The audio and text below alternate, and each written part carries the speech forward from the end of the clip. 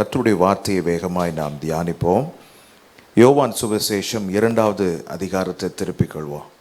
The Gospel according to John chapter 2. முதல் 11 வசனத்தை நாம் எல்லாரும் சேர்ந்து வாசிக்க போகிறோம். நன்கு அறிந்த பரிச்சயமான ஒரு வேத பகுதி. இயேசு செய்த முதலாவது அற்புதத்தை நாம் தியானிக்க போகிறோம். கர்த்தர் இதிலிருந்து நம்மோடு பேச அவர் உண்மை உள்ளவராக இருக்கிறார். John chapter 2. 3ஆம் நாளிலே கலிலேயாவில் உள்ள கானா ஊரிலே ஒரு கல்யாணம் நடந்தது. இயேசுவின் தாயும் அங்கே இருந்தாள். இயேசுவும் அவருடைய சீஷரும் அந்த கல்யாணத்துக்கு அழைக்கப்பட்டிருந்தார்கள். திராட்சரசம் குறைவுபட்ட போது இயேசுவின் தாய் அவரை நோக்கி, அவர்களுக்கு திராட்சரசம் இல்லை என்றாள். அதற்கு இயேசு, ஸ்திரீயே, எனக்கும் உனக்கும் என்ன? என் வேளை இன்னும் வரவில்லை என்றார். அவருடைய தாய் வேலைக்காரரை நோக்கி, அவர் உங்களுக்கு என்ன சொல்லுகிறாரோ அதன்படி செய்யுங்கள் என்றார். யூதர்கள் தங்களை சுத்திகரிக்கும் முறைமையின்படியே ஒவ்வொன்று 2-3 குடம் தண்ணீர் கொள்ளத்தக்க 6 கற்சாடிகள் அங்கே வைத்திருந்தது.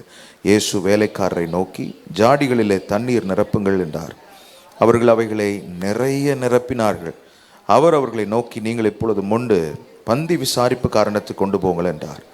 அவர்கள் கொண்டு போனார்கள். அந்த திராட்சரசம் எங்கே இருந்து வந்தது என்று தண்ணீரை மொண்ட வேலைக்காரருக்கு தெரிந்ததை என்று பந்தி விசாரிப்பு காரனுக்கு தெரியாததினால் அவன் திராட்சரசமாய் மாறின தண்ணீரை ருசி பார்த்த போது மணவாளனை அழைத்து, எந்த மனுஷனும் முன்பு நல்ல ரசத்தை கொடுத்து ஜனங்கள் திருப்தி அடைந்த பின்பு ருசி குறைந்ததை கொடுப்பான், நீரோ நல்ல ரசத்தை இதுவரைக்கும் வைத்திருந்தீரே என்ற அனிவிதமாக இயேசு இந்த முதலாம் அற்புதத்தை கலிலேயாவில் உள்ள கானா ஊரிலே செய்து தம்முடைய மகிமையை வெளிப்படுத்தினார்.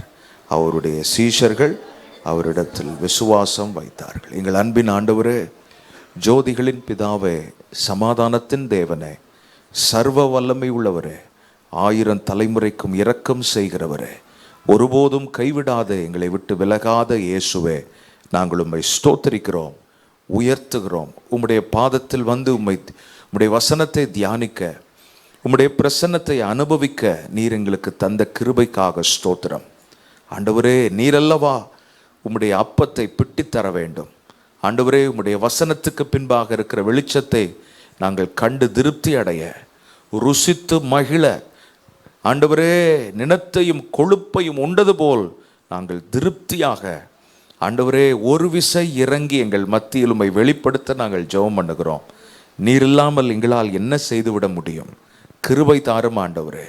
உம்முடைய நாமத்தை இந்த இடத்தில் நீர் எழுந்தருளி மகிமைப்படுத்த நாங்கள் ஜெபம் பண்ணுகிறோம். கட்டுகள் உடையட்டும், கவலைகள் நீங்கி போகட்டும், மாற்றம் உண்டாகட்டும், ஒரு தெய்வீக தொடுதல் உண்டாகட்டும் என்று நாங்கள் ஜெபம் பண்ணுகிறோம். காத்துக்கொள்ளும், ஆசீர்வாதமாக்கும். இயேசுவின் மூலம் ஜெபம் கேளும் பிதாவே, ஆமென்.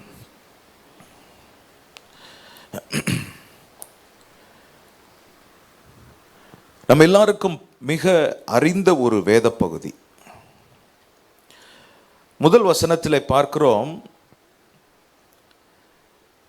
இயேசுவின் தாய் அங்கே இருந்தாள். கல்யாண வீட்டில் ஏற்கனவே இருந்தாள். இந்த கல்யாணம் ஒருவேளை நாத்தான்வேலுடைய வீட்டுக்கு கல்யாணமாக இருக்கலாம் என்று சொல்லப்படுகிறது. நாத்தான்வேல் தான் இயேசுவையும் அவங்களுடைய ஃபேமிலியையும் இந்த வெட்டிங்க்கு இன்வைட் பண்ணாங்க அப்படின்னு சொல்லப்படுது. இயேசுவின் தாய் அங்கே இருந்தாள். இயேசுவின் தாய் அந்த திருமண வீட்டில் ஏற்கனவே இயேசுவுக்கு முன்பாக, இயேசு சீஷர்கள் போவதற்கு முன்பாகவே அங்கே இருந்து அங்கே வர்ற கெஸ்ட்டை அவங்க ஹோஸ்ட் பண்ணி, அவங்க இன்வைட் பண்ணி, அவங்கள உள்ளே கூப்பிட்டு அவங்களுக்கு வேண்டியதை சர்வ் பண்ணி ஹெல்ப் பண்ணுற ஒரு நிலைமையில் அவர்கள் இருந்தார்கள். இயேசுக்கே தாய். இப்போ என்ன பாஸ்டர் அப்படி தானே கேட்குறீங்க? ஏன் சொல்ல காரணம், மதர் ஆஃப் ஜீசஸ். அதாவது இயேசு அங்கே வந்தார், கல்யாணத்துக்கு வந்தார், சீஷர்கள் வந்தார்கள். இயேசுவுக்கே தாய் என்றால் இயேசுவை விட அனுபவத்திலே இவர்கள் கூடியிருக்க வேண்டும். இவர்களுடைய அனுபவம் இயேசுவை விட இவர்கள் ஒரு அனுபவசாலி, வெல் எக்ஸ்பீரியன்ஸ்ட் than ஜீசஸ். இயேசுவுக்கு ஒரு 30 வயசு இருக்குது அப்படின்னா இவங்களுக்கு கண்டிப்பாக ஒரு 45 வயது இருக்க வேண்டும். இயேசுவை விட அனுபவத்திலும் வயதிலும் முதிர்ந்தவர்கள். அனுபவம் இது நாம் கெயின் பண்ணுகிற ஒன்று. எப்படி கெயின் பண்ணுறோம்? நல்ல விஷயத்திலேருந்து அனுபவத்தை பெற்றுக்கொள்கிறோம், கெட்ட விஷயங்கள்ல இருந்தும் நிறைய கற்றுக்கொள்கிறோம். எப்படியோ நமக்கு ஒரு அனுபவம் என்கிற ஒன்று நமக்கு கிடைக்கிறது. சில நேரத்தில் நமக்கு எக்ஸ்பீரியன்ஷியல் நாலேஜ் தான் பெருசு, படிப்பெல்லாம் என்ன அப்படின்னு சொல்கிற அளவுக்கு அனுபவம் அவ்வளவு அறிவு படைத்ததாய் பல நேரத்தில் அமைந்து விடுகிறது. அப்போது இந்த குறிப்பிட்ட மேரேஜ் ஃபங்க்ஷன் அனுபவம் என்கிற ஒரு ஃபேக்டரினால் நிறைந்திருக்கிறதை பார்க்கிறோம். அனுபவம் ஒரு பக்கம் இந்த திருமண வீட்டை ஆக்கிரமித்திருக்கிறது. 2வது வசனத்தில் பார்க்கிறோம், both Jesus and his disciples were invited. இயேசுவும் சீஷர்களும் அழைக்கப்பட்டிருந்தார்கள். இயேசுவும் அவருடைய சீஷரும் அந்த கல்யாணத்துக்கு அழைக்கப்பட்டிருக்க, இயேசுவை எதற்கு ஒப்பனையாக சொல்லலாம்? இதே யோவான் 1 அதிகாரம் 14வது வசனத்திலே பார்க்கும்போது அந்த வார்த்தை மாம்சமாகி கிருபையினாலும் சத்தியத்தினாலும் நிறைந்தவராய் நமக்குள்ளே வாசமானார். இதே 1:17 வாசிக்கும்போது கிருபையும் சத்தியமும் இயேசு கிறிஸ்துவின் மூலமாய் உண்டாயின. அப்போ கிருபையின் மொத்த உருவமாய் இயேசு அந்த திருமண வீட்டிலே இருக்கிறார். ஹல்லேலூயா, ஹல்லேலூயா, உற்சாகமா சொல்லலாம். இயேசுவும் அவருடைய சீஷரும் அந்த கல்யாண வீட்டுக்கு அழைக்கப்பட்டிருந்தார்கள். பாருங்க, இந்த கிருபை இருக்குது பாருங்களேன். கிருபை இன்வைட் பண்ணாதான் வரும். கிருபை தானா வர்றதில்லை. இயேசுவே என் உள்ளத்தில் வாரும், நீர் என் உள்ளத்தில் என் வாழ்க்கையில் என்னை ஆளுகை செய்யணும், நீர்தான் எனக்காக மரித்தீர், 3ஆம் நாள் உயிரோடு எழுந்தீர் அப்படின்னு அவரை நம்ம கூப்பிடும் போது நம்ம உள்ளத்தில் என்ன செய்திடுறாரு? Grace is which will be invited in our lives, into our lives. அப்போ grace is invited to that wedding. Experience is there occupying the whole thing of the wedding, the whole thing of the wedding, the whole occasion of the wedding. ஒரு பக்கம் experience, இன்னொரு பக்கம் கிருபை.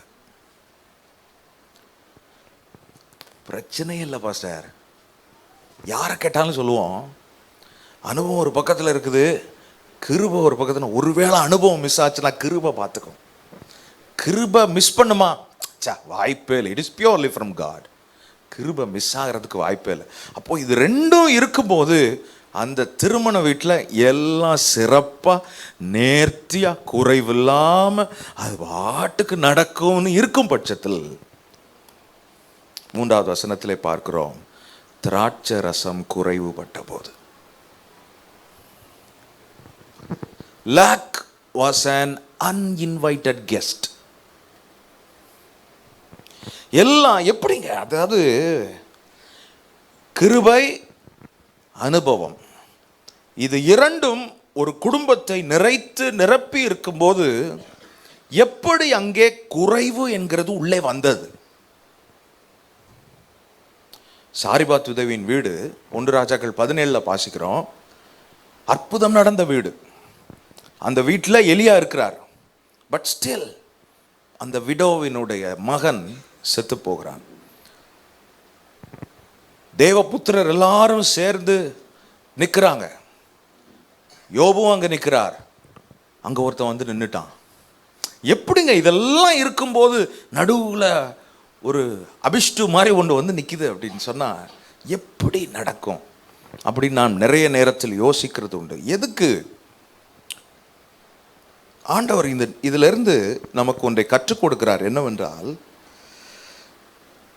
குறைவு ஒரு பக்கம், அனுபவம் ஒரு பக்கம், கிருபை ஒரு பக்கம். இப்போ அனுபவம் கிருபை இருக்கிறதுனால் குறைவே வராது என்றல்ல, கிருபை இருக்கிறதுனால் குறைவு வராது என்றும் அல்ல. ஆண்டவர் நமக்கு ஒன்றை இதிலிருந்து புரிய வைக்கிற ஒன்று, கிருபை அனுபவம் இருந்தும் குறைவு வருகிறதே என்று யோசிக்காமல்,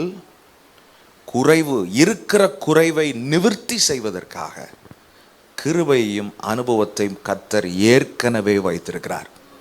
ஹல்லேலூயா. எத்தனை பேர் அதை புரிஞ்ச ஆண்டவருக்கு நன்றி செலுத்தும்? ஆண்டவரே, நான் இவ்வளோ ஜெபம் பண்ணியும் நடக்குதே, அப்படி யோசிக்காதீங்க. ஆண்டவர் நமக்கு கற்றுக் கொடுக்கிறது, நான் ஏற்கனவே உன்னை ஜெபம் பண்ண வைத்ததற்கு காரணம், இந்த பிரச்சனை எல்லை மீறி போக வேண்டியது, நான் உன்னை ஜெபிக்க வைத்து அதை ஒரு கண்ட்ரோலில் வைத்திருக்கிறேன். நீ தொடர்ந்து ஜெபம் பண்ணு, அதை முற்றிலுமாய் அகற்றிவிட என்னால் கூடும். ஹல்லேலூயா. நம்ம ஆண்டவர் நமக்கு கொடுக்குற நம்பிக்கை தான். ஒருவேளை இந்த வருஷத்தில் நம்மளை அப்படியே சில பிரச்சனைகள் தொடர்ந்து வந்து கொண்டே இருக்கலாம். சில போராட்டங்கள் நம்மை தொட்டு நம்மை ஒரு வழி செய்வது போல் அது நம்மை தொடர்ந்து வந்து கொண்டே இருக்கலாம். கர்த்தர் நம்மை பாருங்க, என்றைக்குமே குறைவு லேட்டாக தான் வரும். பைபிளில் எல்லா சம்பவத்தை பாருங்களேன், ஆண்டவர் குறைவு வருவதற்கு முன்பாகவே ஒன்று தம்முடைய கிருபையையோ வார்த்தையோ முன்னமே கொடுத்திருப்பார். என வரப்போகிறது ஆண்டவர் அறிந்து நம்மை அந்த குறைவுக்கென்று ஆயத்தப்படுத்தி அதை சரியாய் டீல் பண்ண கர்த்தர் நமக்கு கிருபை கொடுத்து ஆண்டவர் ஏற்கனவே நம்மை சந்தித்திருப்பார். கர்த்தரை மகிமைப்படுத்த வேண்டும். ஹல்லேலூயா. நம்முடைய ஆண்டவர் அப்படிப்பட்ட ஆண்டவர். ஆமென். அனுபவமோ அறிவோ கிருபையோ இருந்தாலும் குறைவு. சரி, இந்த திருமண வீட்டில் என்ன பிரச்சனை? நாம் மேலிருந்த வாரியாய் பார்க்கும்போது குறைவு வந்துருச்சுங்க, திராட்சரசம் குறைவு போட்டுருச்சுங்க அப்படின்னு நம்ம பார்க்கிறோம். இல்லை, அதை விட 3வது வசனத்திலே பார்க்கிறோம், they ran out of wine. திராட்சரசம் குறைவுபட்டது. அவர்கள் ஒரு தேவையில் இருக்கிறார்கள். பட் என்ன தேவையில் இருக்கிறாங்க? அந்த திராட்சரசை, அந்த திருமண வீட்டில் உண்மையான பிரச்சனை என்ன அப்படின்னா, திராட்சரசம் குறைவு இருக்கிறது என்பது எல்லாரும் அறிந்த ஒரு பிரச்சனையாக இருந்தாலும், உண்மையான பிரச்சனை என்னன்னா, அங்கே இருக்கிற தண்ணியை திராட்சரசமாக மாற்றுறதுக்கு ஒருத்தரும் கிடையாது, இயேசுவை தவிர. ஹல்லேலூயா. குறைவு என்று நாம் பார்க்கிறோம். But the real problem is, there was water in that wedding house and there was none to change the water into wine. But Jesus was there to bring in a change. Hallelujah. புரிஞ்ச ஆண்டவருக்கு நன்றி செலுத்த கேட்கிறேன். ஆமென். திராட்சரசம் குறைவு நம்ம பார்க்குற விதம் வேற. ஆனால் கர்த்தர் அவர் தாம் பிள்ளையை ஏற்கனவே அங்கே கொண்டு வந்ததற்கான காரணம், அங்கே இருக்கிற தண்ணியை திராட்சரசமாக மாற்றுறதுக்கு ஒருவரும் இல்லை என்று அறிந்து, இந்த குறைவை ஆண்டவர் தம்முடைய முன்னறிவில் ஏற்கனவே பார்த்து ஆண்டவர் இயேசுவை அங்கே கொண்டு வந்து அங்கே இருக்கிற குறைவை நிவர்த்தி செய்ய ஆண்டவர் ஏற்கனவே திட்டம் பண்ணிவிட்டார். ஹல்லேலூயா. இன்றைக்கும் நாம் பார்க்கிற பிரச்சனைகளை பார்க்கிற விதம் நமக்கு எப்படி? நாம் நம்முடைய அறிவின்படி அதை கிரகித்து நாம் அதை ஏற்றுக்கொள்கிறோம், இதான் பிரச்சனை அப்படின்னு சொல்லி. No no no. பரலோகம் நம்ம விஷயத்தை பார்க்கிற விதம் வேற. ஆண்டவர் நாம் பார்க்கும்போது அந்த விஷயத்தில் குறைவு இன்னும் இருக்கிறது போல் இருக்கிறது. இல்லை, ஆண்டவர் அந்த குறைவுக்கு தேவையான நிவர்த்தி செய்யும் கிருபையை ஆண்டவர் ஏற்கனவே நம்ம குடும்பத்தில், நம்ம சூழ்நிலையில் அந்த குறை இருக்கும் ஏரியாவில் கர்த்தர் வைத்து விட்டார். ஹல்லேலூயா. கர்த்தர் தாம் கிரியை செய்ய போகிற நாட்கள் வருகிறது. ஆமென். ஒரு ஆமென் உற்சாகமாக சொல்லுவான். பாருங்க, இந்த திருமண வீட்டில் எல்லையற்ற ஆண்டவராய் இயேசு அந்த திருமண வீட்டில் இருக்கிறார். எப்படி? ஒரு விருந்தாளியை போல, அழைக்கப்பட்ட விருந்தாளி. மனு அவதாரம் எடுத்து தெய்வமாய் வெளிப்பட்டிருக்கிறவர் இப்போது அந்த திருமண வீட்டிலே ஒரு மனிதனாய் அறியப்பட்டிருக்கிறார். பிரச்சனை என்னன்னா, அவர் மனிதனாய் அந்த இடத்தில் அறியப்பட்டிருக்கிறார். அவர் என்றைக்கு தெய்வமாய் தம்மை வெளிப்படுத்துகிறாரோ, அவர் என்றைக்கு தெய்வமாய் அறியப்படுகிறாரோ, அன்றைக்கு குறைவு காணாமல் போகும். ஆமென். அப்போ நமக்கு வர வேண்டிய ஒரு கொஸ்டின், நம்ம சூழ்நிலையில் ஆண்டவர் கெஸ்டாக இருக்கிறாரா இல்லை ஆண்டவராக இருக்கிறாரா? ஆமென். நம்ம வீடுங்களில் எழுதி போட்டிருப்போம்ல, Christ is the head of this, இயேசுவே இவ்வீட்டின் தலைவர். இயேசுவாங்க உங்கள் வீட்டில் தலைவர்? இது ஏன் பாஸ்டர் ஆன்சர் பண்ணி அப்படி தானே? இயேசு இல்லை, அந்த வீட்டுக்கு புருஷன் தான் தலைவர் இல்லையா? ஒரு மாதிரி பார்க்குறீங்களே. ஆமாங்க, புருஷன் தான் என் வீட்டு தான். அப்போ இயேசுவை அடிச்சுட்டு புருஷன் எழுதிடலாமா? இயேசுவே இவ்வீட்டின் ஆண்டவர் என்று எழுதணும். ஹல்லேலூயா.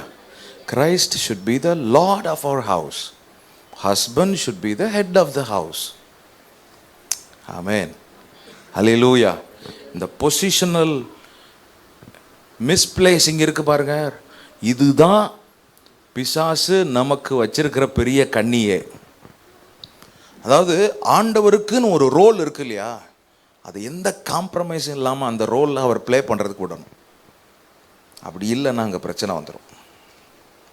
அதுக்கு தான் ஒவ்வொரு சோதனையிலும், இயேசுக்கு அந்த 3 சோதனையிலையும் பிசாசு முக்கியமாக கோட் பண்ணுற ஒரு வார்த்தை என்ன? நீர் தேவனுடைய குமாரனே ஆனால், நீர் தேவனுடைய, ஏன்னா that was a position he was holding. அப்போ அந்த பொசிஷன் ரொம்ப முக்கியம். கர்த்தர் நம்ம வீட்டில் ஆண்டவராக இருக்கணும் ஐயா. ஹல்லேலூயா. அவரை அப்போ ஆண்டவருன்றதுக்கும் தலைவருன்றதுக்கும் இல்லை, அதில் ஒரு சேஞ்ச், ஒரு டிஃப்ரென்ஸ் இருக்கு இல்லையா? அப்போ நம்ம வீட்டில் ஆண்டவராக தான் இருக்கணும். இந்த இடத்தில் இவர் ஒரு விருந்தாளி போல ஓரமாக இருக்கிறார் அவர் பாட்டுக்கு. ஆனால் அவர் என்றைக்கு ஆண்டவர்கிட்ட ஜெபம் பண்ண, ஆண்டவரே எங்கள் வீட்டில் நீங்கள் விருந்தாளி மாதிரி இருக்கிறீங்களா? ஒரு அறையில் மாத்திரம் நீங்கள் பூட்டிக்கிட்டு இருக்கிறீங்களா? உங்களை நாங்கள் நேசிக்கிறோம், எங்கள் வீட்டில் இருக்கிறீங்க, பட் உங்களை ஒரு லிமிட் பண்ணி வச்சுருக்கிறோமா? இல்லை ஒரு அன்லிமிட்டெட் காடாக எங்கள் மொத்த ஃபேமிலியிலையும் நீங்கள் எல்லா விஷயத்துலையும் தலையிட்டு உங்கள் கண்ட்ரோலில் எல்லாமே நடக்கிறதா இருக்கிறதா ஆண்டவரே என்று நம்மை சோதித்து பார்க்க கர்த்தர் நமக்கு கிருபையும் ஞானத்தையும் ஞாபகத்தையும் தருவாராக. ஹல்லேலூயா. ஆண்டவர் இல்லாமல் ஒன்றும் செய்யக்கூடாது. ஆண்டவருக்குன்னு ஒரு பொசிஷன் இருக்குது. என்ன தெரியுமா? மோசையை பார்த்து சொன்னார், என் சமூகம் உனக்கு முன்பாக செல்லும். அதை தாவீது ரீட்ரேட் பண்ணி சொல்றார். என்ன சொல்றார்? கர்த்தரை எப்பொழுதும், சொல்ல மாட்டீங்களே, சத்தமாக சொல்லுங்க. அவன் எப்பொழுதும் எனக்கு முன்பாக வைத்திருக்கு. முன்பாகன்றது இட் வாஸ் எ பொசிஷன். ஆண்டவருக்குன்னு கொடுக்க வேண்டிய கனம் அது. முன்பாகன்னா he represents everything. எல்லாத்தையும் ஆண்டவர் பிரதிநிதித்துவப்படுத்துகிற பிரதிநிதியாக இருக்கிற ஒரு நிலைமையை குறிக்கிறது. அவரை தாண்டி தான் நம்மகிட்டே யாரும் வரணும். அவரை தாண்ட முடியாமல் தான் தன்னை போல செங்கடல் 2ஆய் பிளந்தது. பார்வோனின் சேனை கவிழ்ந்து போனதுக்கு காரணம் அவர் இந்த ஜனத்துக்கு முன்பாக இருந்தபடியால். உங்களுக்கு நான் கொடுத்த பொசிஷன் என்ன ஆண்டவரே என்கிற ஒரு கேள்வி நம்ம உள்ளத்தை, it's all about prioritizing God. கையில் பணம் இருந்தவொடனே செய்ய ஆரம்பிச்சிடுறது இல்லை, அப்படி கிடையாது. Before thinking of doing something we have to bend our knees before God. ஆண்டவரே நீங்கள் என்ன சொல்கிறீங்கப்பா அப்படின்னு ஆண்டவருக்கு கொடுக்க வேண்டிய இடத்தையும் கனத்தையும் கொடுத்தால் கர்த்தர் தம்முடைய வல்லமை நம்முடைய சூழ்நிலைகளில் நிரூபிப்பார். ஆமென். ஹல்லேலூயா. ஆண்டவர் நமக்கு உதவி செய்வாராக. அப்போது இங்கே ஒரு குறைவுன்னு வந்தபோது 3வது வசனத்தில் வாசிக்கிறோம், இயேசுவின் தாய் அவரை நோக்கி. இந்த பிரச்சனையை இயேசுவின் தாய் அனுபவம் கிருபையை தேடி வருது. கிருபையை தேடி வந்து தானே ஆகணும். அனுபவம் என்ன செய்ய போகுது? வயசில் தான் அனுபவம், அனுபவத்தில் தான் அனுபவம். மற்றபடி ஒரு பிரச்சனைனா கிருபையை தேடி வந்து தான் ஆகணும். அவர்களுக்கு திராட்சரசம் இல்லை, அனுபவம் சொல்லுது. எக்ஸ்பீரியன்ஸ் அப்படின்றது இது ஒரு மனுஷீக தன்மையை கொண்டது. இயேசுவும் அந்த இடத்துல ஒரு மனுஷனாக தான் இருக்கிறார். ஆனால் மனுஷீகம் உணர்வுபூர்வமான முறையில், உறவு என்கிற முறையில் உள்ளே வந்தாலும் ஆண்டவர் அதை எப்படி ஹேண்டில் பண்ணுறார்? ஒரு இமோஷனல் ஸ்டஃப், ஒரு ஸ்பிரிச்சுவல் ஸ்டஃப், இது ரெண்டுக்கும் ஆண்டவர் எப்படி அதை பேலன்ஸ்டாக ஹேண்டில் பண்ணுறாருன்றதை நம்ம கற்றுக்கொள்ளணும் இந்த சம்பவத்திலிருந்து. எப்படி ஆண்டவர் அன்னைக்கு அந்த அம்மா இந்த பிரச்சனையை சொல்ல அவங்க அறிமுகப்படுத்தும் போது, இப்படி ஒரு குறைவு இருக்குன்னு இயேசுக்கிட்ட சொல்லும்போது இயேசு சொன்ன வார்த்தை என்ன? ஸ்திரீயேன்னு சொல்லிவிட்டாரு. பெத்த தாய்.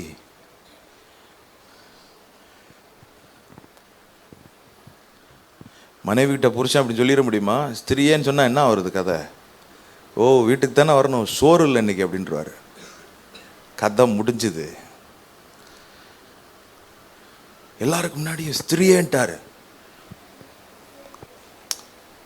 ஏன் அப்படி ஆண்டவர் செய்யணும் அப்படின்னா, he is God all by himself. இவர் ஆண்டவர். இந்த வீட்டில் ஒரு அற்புதம் நடக்கணும், இந்த குறைவு நிறைவாகணும். அப்போ எமோஷனலா, உணர்வு பூர்வமா ஒருவர் வந்து சந்திக்கும் போது உணர்வினால் அற்புதத்தை நிகழ்த்த முடியாது, உணர்வுகளினால் ஆண்டவரை கொண்டு வர முடியாது. அப்போ ஆண்டவர் செய்யறது என்ன, ஸ்திரியேன்னு சொல்லி உணர்வை ஆவியோடு கலக்க விடாமல் உணர்வை தள்ளி நிற்க வச்சு, ஆவி இயங்குகிற நேரம் இது, கிருபை இயங்குகிற நேரம் இது. ஆகவே கிருபையும் உணர்வும் ஒன்றாய் இணைந்தால் அங்கு குழப்பம் இன்னும் அதிகமாகிவிடும். ஆகவே கிருபையை தனித்து இயங்க விடு. கிருபை பரலோகத்தை சார்ந்திருக்கிற ஒன்று, அனுபவம் மனுஷீகத்தை சார்ந்திருக்கிற ஒன்று. அனுபவமும் கிருபையும் ஒன்றை ஒன்று கலந்து விட்டால் அங்கு இன்னும் பிரச்சனை அதிகமாகும் என்று ஆண்டவர் அறிந்து ஆண்டவர் என்ன செஞ்சிட்டார், எமோஷனை ஸ்பிரிச்சுவலோட கலக்க விடாம எச்சரிக்கையா இருந்ததை பார்க்கிறோம். ஹல்லேலூயா. இன்னைக்கும் நம்ம இமோஷனல் பீயிங்கா ஸ்பிரிச்சுவல் பீயிங்கா? நிறைய நேரம் நம்ம ஸ்பிரிச்சுவலா எடுக்க வேண்டிய டெசிஷன்ஸ் இமோஷனல் திங்கால பாதிக்கப்பட்டிருது. ஒரு விசுவாசிக்கு இருக்கிற பெரிய போராட்டமே என்ன அப்படின்னா, அவன் ஸ்பிரிச்சுவலாக இருக்க வேண்டிய நேரத்தில் எமோஷனலாக இருந்து, எமோஷனலாக இருக்க வேண்டிய நேரத்தில் ஸ்பிரிச்சுவலாக இருந்து, கடைசியில் ரெண்டுலேயுமே இல்லாமல் இருந்து எல்லாத்தையும் இழந்து போகிற நிலைமை.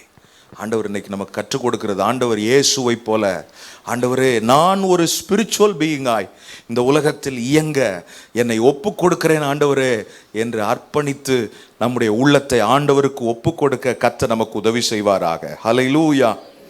ஆமென், ஆமென். வேகமாய் இதில் நிறைய சத்தியங்கள் உண்டு, நான் வேகமாய் போகிறேன். கர்த்தர் நமக்கு உதவி செய்வாராக. அப்போ குறைவு என்று வருகிறது. இயேசு ஆளுகை செய்யும் கர்த்தராய் இந்த இடத்தில் அறியப்படுகிறார். ஆண்டவர் கையில் வந்து பிரச்சனையை கொடுத்த உடனே ஆண்டவர் அந்த பிரச்சனையை கையில் எடுத்தார் பாருங்க. அனுபவம் அதோடு அந்த சீன்லேயே இல்லை. ஆமென், ஹல்லேலூயா. அதுக்கப்புறம் எங்கேயாவது இந்த மரியாளம்மாவை பற்றி சொல்லியிருக்குதா? சொல்லலை. இதுதாங்க சரியான ரவுட் நம்ம எடுக்க வேண்டியது. என்ன தெரியுமா, அனுபவம் பிரச்சனையை கண்டு அறிந்த உடனே அனுபவம் அதை கொண்டு வந்து கிருபையின் இடத்தில் கொடுக்கிறது. கிருபை பரலோகத்தை சார்ந்து அந்த பிரச்சனையை ஹேண்டில் பண்ண ஆரம்பித்த உடனே, ஸ்திரியே என்று சொன்ன உடனே அனுபவத்துக்கு தெரிந்து விட்டது, இனி என் வாயை மூடிக்கொண்டு நான் ஒதுங்கிக் கொள்வேன் என்று. என்றைக்கு அனுபவம் அப்போ தேவையே இல்லையாப்பா சார் அப்படின்னா, இல்லை இல்லை இல்லை இல்லை, அனுபவம் கண்டிப்பாக ஒரு ஆளுக்கு தேவை. அனுபவம் ஒரு விசுவாசிக்கு அவசியமானது. ஆனால் அனுபவம் எந்த அளவில் இயங்க வேண்டும் என்று இருக்கிறது. அதற்குத்தான் அனுபவத்தை வரவிட்டார். அனுபவத்தை வரவிட்டவர் அனுபவம். ஏன்னா இந்த அனுபவத்துக்கும் கிருபைக்கும் ஒரு பிரிக்க முடியாத உறவு இருக்குது. இந்த ஒரு சரீரம் தான், இதுக்குள்ள அனுபவமும் இருக்குது, கிருபையும் இருக்குது, அறிவு இருக்குது, ஆவியும் இருக்குது. அப்போ எதை எப்போ நம்ம ரிலீஸ் பண்ணணுன்றது ரொம்ப முக்கியம். அனுபவம் வெளிப்பட வேண்டிய நேரத்தில் ஆவி வெளிப்பட்டு விடக்கூடாது. ஆவி வெளிப்பட வேண்டிய நேரத்தில் அனுபவம் உள்ளே வந்து விடக்கூடாது. அப்போ ஆண்டவர் அதை கரெக்டாக நிறுத்தி, அனுபவத்தை நிறுத்தி, அனுபவம் ஒரு கட்டத்தில் தெரிந்து விட்டது, இனி ஆவியினால் தான் இந்த குறைவை சரி செய்ய முடியும், ஆகவே நான் விலகிக் கொள்கிறேன் என்று அனுபவம் ஆவிக்கு முன்பாக மண்டியிட்டது. ஹல்லேலூயா. இன்றைக்கும் கர்த்தரிடத்தில் ஆண்டவர்கிட்ட ஜெபம் பண்ண, அந்த அறிவை எனக்கு கொடுங்க ஆண்டவரே, எனக்கு தெரியல. ஆண்டவர்கிட்ட இன்னைக்கு ஜெபம் பண்ண கர்த்தர் உதவி செய்வாராக. ஹல்லேலூயா. ஆமென், ஆமென், ஆமென், ஹல்லேலூயா. கர்த்தர் அந்த ஞானத்தை நமக்கு தரணும். கர்த்தர் அந்த கிருபையை நமக்கு கொடுக்கணும். ஆண்டவர்கிட்ட ஒரு விஷயம் ஜெபம் பண்ணலாம், ஆண்டவரே எனக்கு அந்த நிதானத்தை கொடுங்க ஆண்டவரே. சில நேரத்தில் ஆவியில் எடுக்க வேண்டிய தீர்மானத்தை எடுக்காம அதை மாம்சத்தில் பார்த்து கோட்டை விட்டுட்டு, ஆண்டவரே என்னை மன்னிச்சிருங்க ஆண்டவரே அப்படின்னு சொல்லி ஆண்டவர்கிட்ட மன்னிப்பு கேட்டா, இன்னைக்கு கர்த்தர் திரும்பவுமாய் நாம் செயல்பட வேண்டிய விதத்தை கர்த்தர் நமக்கு கற்றுக் கொடுப்பார். ஹல்லேலூயா. ஆமென், அனுபவம் ஆவி. இப்பொழுது ஆண்டவர் இயேசு கிருபையின் மொத்த உருவமாய் மொத்த பிரச்சனையும் தன் கையில் வாங்கி கொண்டார். அனுபவம் விலக ஆண்டவர் கையில் இந்த பிரச்சனை. இதுக்கு இடையில பார்த்தீங்கன்னா இதில் நம்ம மொத்தம் 11 வசனத்தை வாசித்தோம். இந்த 11 வசனத்தில் முதல் 5 ஆண்டவர் ஒரு விருந்தாளியைப் போல கையாளப்படுகிறதை குறிக்கிறது. 7 11 வரைக்கும் ஆண்டவர் தெய்வமாய் வெளிப்படுகிறதை குறிக்கிறது. அந்த வசனங்களை வீட்டில் போய் வாசித்து பாருங்க. நம்ம வாசித்தது தான் ஏற்கனவே. நடுவில் ஒரு வசனம், 6வது வசனம் தனியாக இருக்கிறத பார்க்குறோம். அந்த வசனம் எதை குறிக்கிறது? யூதர்கள் தங்களை சுத்திகரிக்கும் முறைமையின்படியே. அப்போ அனுபவம் என்று ஒன்று இருக்கிறது, கர்த்தர் அதையும் பயன்படுத்துகிறார். கிருபை என்று ஒன்று இருக்கிறது, அதுதான் ஆளுகை செய்கிறது. இதன் இடையில் இன்னொன்று வருகிறது, முறைமை. சொல்லுங்க பாப்போம். ட்ரெடிஷன். இது ரொம்ப டேஞ்சரஸ். நாங்க பாரம்பரியமா அப்படித்தான் செய்வோம். அந்த முறைமையை பற்றி ஆண்டவர் பேசுறார். இது என்ன புதுசா ஒன்று புகுத்துறீங்க அப்படின்னு நம்ம சொல்றோமே, அதை பற்றி ஆண்டவர் பேசுகிறார். இந்த முறைமையை கர்த்தர் எப்படி ஹேண்டில் பண்ணுகிறார், இந்த முறைமையையும் கர்த்தர் பயன்படுத்துகிறார். அதுதான் பியூட்டி. இதுல முறைமை என்பதனால் நாங்கள் ஆவியில் இருக்கிறவங்க, ஸோ முறைமை எல்லாம் வேணாம் அப்படின்னு ஆண்டவர் சொல்லலை. இந்த முறைமை எங்கே இருந்தது? ஆண்டவர் இயேசுவின் நாட்களிலே முறைமை வீட்டுக்கு வெளியே இருந்தது. வீட்டுக்கு வெளியே இருந்த முறைமையையும் முறையாய் கர்த்தர் பயன்படுத்துகிறதை பார்க்கிறோம். ஹல்லேலூயா. சில பேர் வெளியில் இருக்க வேண்டியதை உள்ள தூக்கி வச்சு உள்ள இருக்கிற எல்லாம் வெளியில் போயிடுது. அப்படி இல்லை. ஆண்டவர் அதிலும் ஒரு கவனம். என்ன முறைமை எதற்கு கர்த்தர் பயன்படுத்துகிறார்னா, தம்முடைய அற்புதத்துக்கு அது தேவை என்பதனால் அந்த 6 கற்சாடிகளையும் நிரப்ப சொல்லி அந்த முறைமையை பயன்படுத்துகிறாரே ஒழிய முறைமையை முக்கியப்படுத்தவில்லை. ஆமென். ஆமென் சொல்வீங்களா? ஹல்லேலூயா. அப்போ ஆண்டவர் பயன்படுத்துகிற ஃபேக்டர்ஸ் எல்லாவற்றையும் பார்க்கும்போது எல்லாவற்றையும் கர்த்தர் சம அளவில் அதற்கென்று கொடுக்கப்பட வேண்டிய இடத்தை கொடுத்து கர்த்தர் பயன்படுத்தி அற்புதத்தை நோக்கி இந்த குடும்பத்தை நகர்த்தி கொண்டு போகிறதை பார்க்கிறோம். ஹல்லேலூயா. எப்படி ஆண்டவர் நம்மளை நடத்த விட்டா எப்படி அந்த குடும்பம் சொல்லணும், yes I am on my way to my miracle. இந்த குடும்பம் சொல்லும், எஸ் ஆண்டவர் கையில் அந்த விஷயம் போயிருச்சு அப்படின்னு சொன்னா, கர்த்தரிடத்தில் ஒன்றை ஒப்பு கொடுத்து விட்டால் அவர் அந்நாள் மட்டும் காத்துக்கொள்ள வல்லமை உள்ளவர். எங்களை அற்புதத்துக்கு நேராய் நடத்தி கொண்டிருக்கிறார். குறைவில் இருந்து கிறிஸ்துவை நோக்கி போக, கிறிஸ்து குறைவில் இருந்து நிறைவை நோக்கி எங்களை நடத்துகிற ஒரு உன்னதமான அனுபவத்தை நம்முடைய வீடுகளில் அனுபவிக்க, நம்முடைய தனிப்பட்ட வாழ்க்கைகளில் அனுபவிக்க கர்த்தர் கிருபை செய்வாராக. ஆமென். ஹல்லேலூயா. Jesus took control of everything.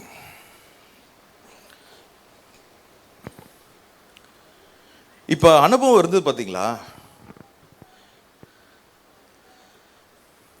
ஸ்திரீன்னு சொன்ன உடனே அனுபவம் கோச்சிக்கிட்டு போய் டம்முன்னு கதவை மூடிட்டு உள்ள போயிடல. என்ன ஸ்திரீன்னு சொல்லிட்டா, பெத்த தாயை பார்த்து ஸ்திரீன்னு சொல்லிட்டா. ஒரு சீனை கிரியேட் பண்ணல, நம்மளா கிரியேட் பண்ணுவோம்ல, அந்த மாதிரி எதுவுமே நடக்கலை.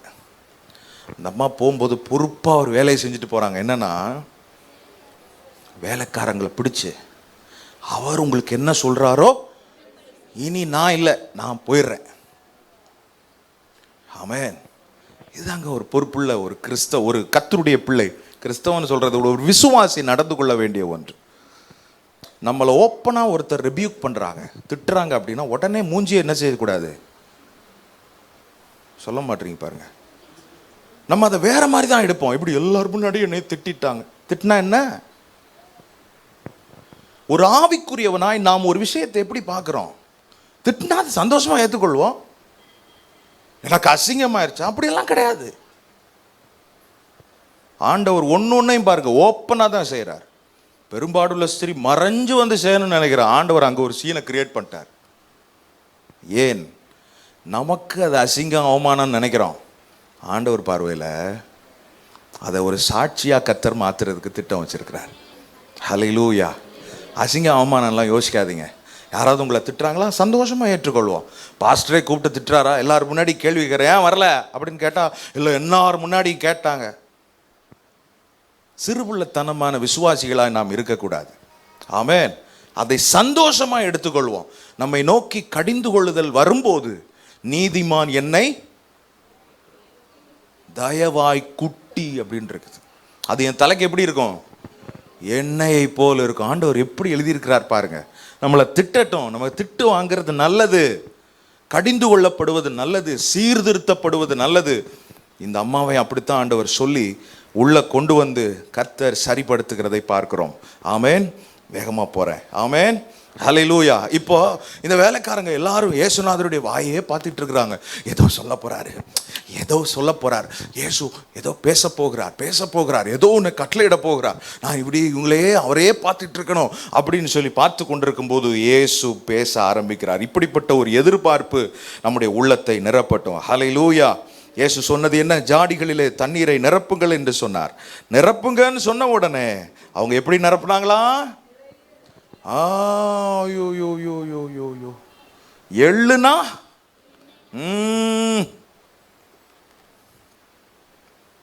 ஏன் அப்படி ஒபே பண்ணணும் அப்படின்னா, சொன்னதை செய்யற ரோபோக்கள் கிடையாது நாம. சில பேருக்கு சொன்னாதான் மண்டையிலே ஏறும், அந்த சேர் அங்கேயே தான் கிடக்கும், நாள் ஃபுல்லா கிடக்கும். அதை எடுத்து வைன்னு சொன்னாதான். ஆண்டவர் ஒன்றை சொல்லி செய்கிறதுக்கு நம்ம அவர் கையில் இயக்கப்படுற, அவர் கையில் ரிமோட்டை வச்சுக்கிட்டு நம்ம டிவி மாதிரி இல்லை, அப்படி இல்லை. ஆண்டவருடைய எதிர்பார்ப்பை செய்கிறது தான். எதிர்பார்ப்பு என்பது பல நேரத்தில் வாய் வழியாக வராது. எதிர்பார்ப்பு என்பது உள்ளத்தில் இருக்கிற ஒன்று. இப்போ உள்ளத்தில் இருக்கிறதை அறிந்து எதிர்பார்ப்பை நிறைவேற்றுகிறவர்களாக இருக்கத்தான் கர்த்தர் நம்ம கிட்ட எதிர்பார்க்கிறார். இந்த எதிர்பார்ப்பை நிறைவேற்றுறது அப்படின்றது உறவின் நிமித்தம் வருவது. ஆமேன். காலையில் ஒரு எக்ஸாம்பிள் சொன்னேன். புருஷனுக்கு டீ தேவைப்படுது, ஒரு 11:30 மணிக்கு காலையில் தேவைப்படுதுன்னா அந்த எதிர்பார்ப்பை சில நேரம் அவர் என்ன செய்ய மாட்டார். ஏன்னா இந்த அம்மா காலம் ஃபுல்லாக நாள் ஃபுல்லாக வேலை செஞ்சுட்டே இருக்குது, இது போய் ஒரு டீ கேட்குறதா அப்படின்னு சொல்லி அவர் யோசிச்சுக்கிட்டு இருக்கலாம். ஆனால் இந்த அம்மாவுக்கு தெரியுது அவர் கொஞ்சம் ரெஸ்ட்லெஸ்ஸாக இங்கே போகிறார், அங்கே போகிறார், கீழே போகிறார், மேலே வர்றார் அப்படின்னா இவருக்கு டீ தேவைப்படுதுன்னு அர்த்தம். இது என்ன? எதிர்பார்ப்பை நிறைவேற்றுக்குதுங்க. அப்போது ஆண்டவர் இவர்களிடத்தில் சொன்னதை செய்வதல்ல, கர்த்தருடைய எதிர்பார்ப்பை நிறைவேற்றுகிற வேலைக்காரர்களாக இருந்தார்கள். ஆமென். ஆண்டவர் இன்னைக்கு நம்மக்கிட்ட எதிர்பார்க்கறது என்ன? அவருடைய மனதில் இருக்கிறதை கண்டு அறிந்து நிறைவேற்றுகிற அவருடைய வேலைக்காரர்களாக இருக்க கர்த்தர் நம்மக்கிட்ட எதிர்பார்க்கிறார். ஆமென். வேகமாக நிறைய விஷயங்களை ஸ்கிப் பண்ணி விட்டு போகிறேன். கர்த்தர் முக்கியமானதை நம்மோடு பேசுகிற பாருங்க. அதாவது தொட்டியில் தண்ணியை நிரப்ப சொல்லியாச்சு, நிரப்பிட்டாங்களா? எல்லாரும் கவனிங்க ப்ளீஸ், சீக்கிரத்தில் முடித்து விடுவேன். அந்த கல்யாண வீட்டில் ஒரு டென்ஷன் இருக்குது. என்ன டென்ஷன்? திராட்சை ரசம் இல்லை, பிரியாணி குறைஞ்சிட்டு வருது, கம்மி ஆயிடுச்சு, பிரியாணி இல்லை, பிரியாணி பீஸ் இல்லை. இப்படி பயங்கரமான டென்ஷன் இருக்கும்போது நம்மனா என்ன செய்வோம்? தண்ணி திராட்சை ரசமா மாறிடுச்சுன்னா எடுத்து சீக்கிரம் கொடு.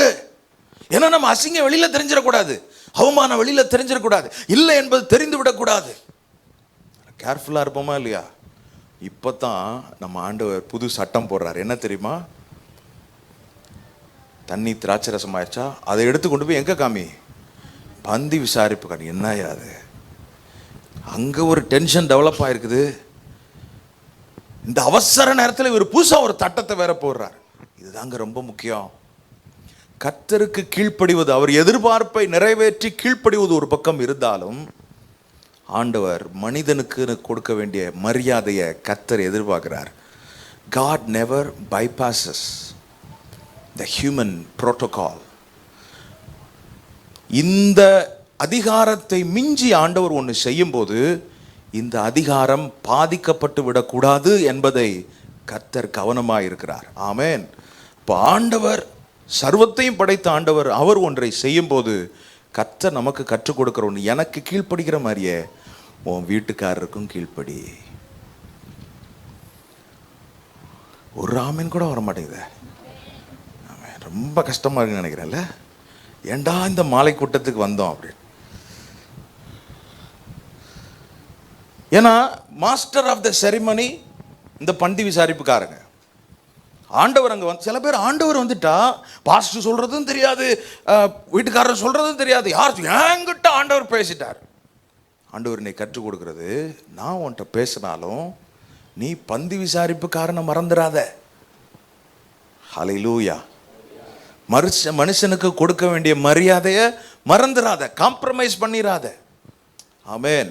இப்போ கர்த்தருக்கு கீழ்ப்படுகிறதின் முழுமை என்னவென்றால், தேவனுடைய எதிர்பார்ப்பை நிறைவேற்றுறது மாத்திரம் இல்லை, மனுஷனுக்கும் நாம் செய்ய வேண்டியதை சரியாய் செய்ய தேவன் நம்மிடத்தில் எதிர்பார்க்கிறார். சில பேர் நினைக்கிறாங்க, என் மனைவியை நீ கூட்டு வராமல் போயிட்டேன் பாஸ்டர் அப்படின்னு சொல்லி. ஆன்லைனில் இருக்குன்னு நினைக்கிறேன். ஆமென். நமக்கு மேலே கர்த்தர் வச்சிருக்கிற அதிகாரம் இருக்குது பாருங்க, அதுக்கும் கீழ்ப்படிஞ்சு நடக்க கர்த்தர் நம்மக்கிட்ட எதிர்பார்க்கிறார். ஆமென். அப்போ இங்கே நடந்த மாற்றங்கள் என்ன?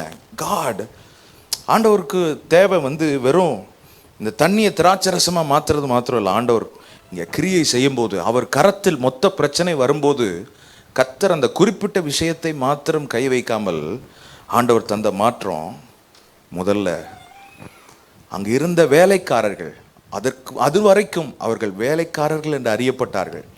ஆனால் கர்த்தருடைய வாயிலிருந்து ஒரு வார்த்தை புறப்பட்டு அதற்கு கீழ்ப்படிந்த உடனே அவர்கள் ஆண்டவர் இயேசுவின் ஊழியர்களாய் மாறினார்கள். ஹல்லேலூயா. இது மாற்றம். ரெண்டாவது, எங்கேயோ இருந்த தண்ணி தொட்டி, அதுக்கு கிடைச்ச வாழ்வை பாருங்க, திராட்சரச தொட்டியா மாறிச்சு. ஹல்லேலூயா. மூன்றாவது, தண்ணீர் திராட்சரசமாய் மாறினது. ஹல்லேலூயா. ஆண்டவர் நம்மகிட்ட எதிர்பார்க்கிறது என்ன?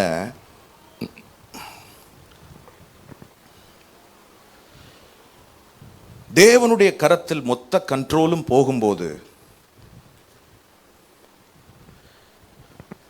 when you turn your focus from crisis to Christ, குறைவிலிருந்து கிறிஸ்துவை நோக்கி நம்முடைய கவனம் செலுத்தும் போது, நம்முடைய கவனம் திரும்பும் போது, Christ who controls everything will bring about a change. Hallelujah. நம்மகிட்ட கர்த்தர் எதிர்பார்க்கறது என்னன்னா, என் கவனம் குறைவில் இருக்குதா, கிறிஸ்துவின் மேல் இருக்குதா? குறைவில் இருந்து கிறிஸ்துவை நோக்கி நான் போக, கிறிஸ்து என்னுடைய நிறைவை நோக்கி நம்மை எடுத்துக்கொண்டு நகர்த்தி கொண்டு போகிற ஆண்டவர். ஹல்லேலூயா. கடைசியா அங்க நடந்தது என்ன?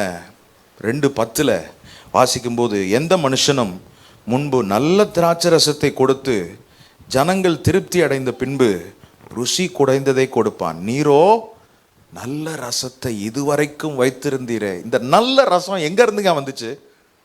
இதுல திராட்சைப்பழம் இல்லை, சுகர் இல்லை, தண்ணி கலக்கலை, ஈஸ்ட் போடலை. எங்க இருந்து வந்துச்சு இந்த தண்ணி அப்படின்னா, இதுல ரைட் ப்ரொபோர்ஷன்ல ஆட் பண்ணப்பட்டது என்னென்னலாம் நான் சொல்றேன். முதல்ல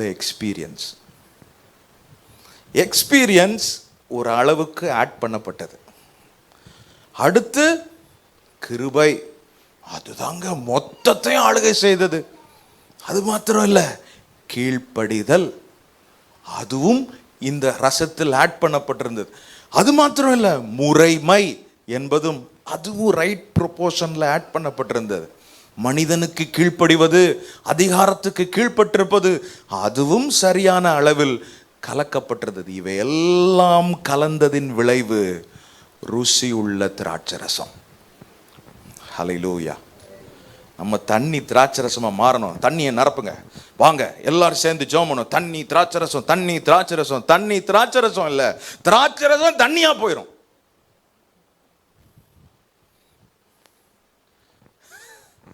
Don't pray like that.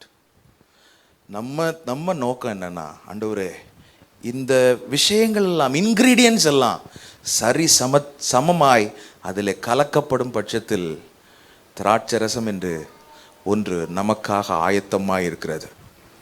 ஆண்டவர் அற்புதம் செய்யணும்னு நிறைய நேரம் நம்ம மனசை போட்டு உடச்சிக்கிட்டு இருப்போம். நம்மளை வளர்க்கவே மாட்டோம். ஆண்டவர் எதிர்பார்க்கிறது அனுபவமோ, ஆவி மொத்தத்தையும் கட்டுப்படுத்த அனுபவமும், முறைமையும், கீழ்ப்படிதலும், மனிதனுக்கு கீழ்ப்படிதலும், இவையெல்லாம் அந்தந்த அளவில் அது மிக்ஸ் பண்ணப்பட்டு கலக்கப்பட்டு ஆவியின் மொத்த கண்ட்ரோலில் இயங்கும் போது கர்த்தர் அன்றைக்கு தண்ணீர் திராட்சை ரசமாய் மாற ஆண்டவர் இயேசு சரியாய் அந்த குடும்பத்தை காப்பாற்றி தலை நிமிர செய்தார். ஹல்லேலூயா. நம்ம வாழ்க்கையில் ஒரு மாற்றத்தை கர்த்தர் வச்சிருக்கிறார். அந்த மாற்றம் நாம் முதலாவது தேவனுக்கு ஏற்றபடி நம்மை வளைத்தால் ஆண்டவர் நம்முடைய சூழ்நிலைகளில் தரப்போகிற மாற்றத்தை அனுபவிக்க கர்த்தர் உதவி செய்வார். சூழ்நிலையை மாற்ற வேண்டியது ஆண்டவர், நாம் மாற வேண்டியது நம்ம கையில் தாங்க இருக்குது. இன்னைக்கு நம்மளை விட்டு கொடுப்போம். நம்மளை விட்டு கொடுத்தா ஆண்டவர் அந்த பிரச்சனையை ஒரு சனப்பொழுதில் கர்த்தர் மாற்றி நம்மை வல்லமையுள்ள சாட்சியாய் தேவன் ஆக்குவார். ஹல்லேலூயா. ஆமென். ஜெபம் பண்ணலாமா? கண்களை மூடி நம்மால் முடிந்தால் எழும்பி நின்று ஹல்லேலூயா. கர்த்தருடைய கிருபை நம்மை தொடட்டும். கர்த்தருடைய ஆவியானவர் நம்மை நிரப்பட்டும். ஹல்லேலூயா, ஹல்லேலூயா. இன்னும் மாற்றம் வரலையே, இன்னும் குறைவு நிறைவாகலையேன்றதான உங்கள் பாயிண்ட்டு. குறைவு நிறைவாகணுன்றதை விட ஆண்டவரே நீர் வந்து விட்டீர், குறைவு நிறைவாக போகிறது. ஆனால் நீர் எதிர்பார்க்கிற உம்முடைய வேலைக்காரனாய் நான் இருக்க என்னை ஒப்பு கொடுக்கிறேன். ஜெபம் பண்ணுவீங்களா? நான் வேலைக்காரனா இல்லை, உம்முடைய ஊழியக்காரனாய் நான் இருக்க உங்கள் சத்தத்தை கேட்டு உங்கள் எதிர்பார்ப்பை நிறைவேற்றுவேன் ஆண்டவரே. ஒரு வார்த்தை சொல்லும் கர்த்தாவே, என் வாழ்க்கையெல்லாம் செழிப்பாகுமே. ஒரு வார்த்தை சொல்லும் கர்த்தாவே, உம் வார்த்தையிலே சுகம், உம் வார்த்தையிலே மதுரம், உம் வார்த்தையிலே சுகம், உம் வார்த்தையிலே மதுரம், உம் வார்த்தையிலே எல்லாம் சந்தோஷம், வார்த்தையிலே எல்லாம் சந்தோஷம். மாறாவின் தண்ணீர், மாறாவின் தண்ணீரெல்லாம் மதுரமாக மாறி போகும். இயேசுவே, மாறாவின் தண்ணீரெல்லாம் மதுரமாக மாறி போகும். ஓ, கண்ணீர் மாறிடும், துக்கம் மாறிடும். ஓ, கண்ணீர் மாறிடும், துக்கம் மாறிடும். ஒரு வார்த்தை சொல்லுங்க, ஒரு வார்த்தை சொன்னால் போதுமே. ஒரு வார்த்தை சொன்னால் போதுமே. ஒரு வார்த்தை சொல்லும் கர்த்தாவே, எங்க வாழ்க்கை மாறட்டும், எங்கள் வாழ்க்கை எல்லாம் செழிப்பாகுமே. ஒரு வார்த்தை சொல்லும் கர்த்தாவே, நீ தரப்போகிற மாற்றத்துக்காக ஸ்தோத்திரம். உம்மிடத்தில் மாற்றத்தை வேண்டி நாங்கள் காத்திருக்கலாம், ஆனால் எங்களிலே வரவேண்டிய மாற்றத்தை ஆண்டவரே நாங்கள் ஃபோக்கஸ் பண்ண எங்களுக்கு உதவி செய்யும். குறைவிலிருந்து எங்களுக்கு ஒரு நிறைவு வர வேண்டும் என்று நிறைவை நாங்கள் ஃபோக்கஸ் பண்ணாதபடி குறைவிலிருந்து நாங்கள் கிறிஸ்துவை நோக்கி முதலாவது பார்க்க எங்களுக்கு கிருபை தாரும். என்றைக்கு உம்மிடத்தில் பிரச்சனை வருகிறதோ அன்றைக்கே பிரச்சனைக்கு தீர்வு வருகிறதப்பா. நீர் எங்களோடு பேசினதற்காக ஸ்தோத்திரம். எங்களை தாழ்த்துகிறோம். ஆமென்.